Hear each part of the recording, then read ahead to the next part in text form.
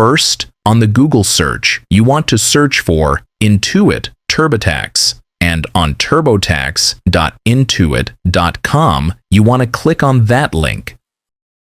Then on this window, you want to click on Sign In button at the top right of your screen, which will open up this page.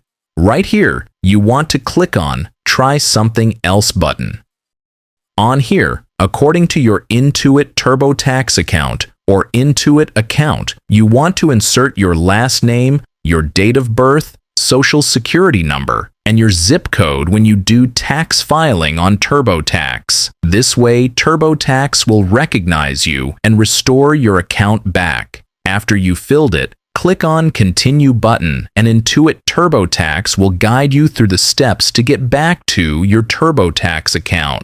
If you still have any question, just comment down below and I will try my best to guide and help you guys. If you find this video useful, please consider like and subscribe.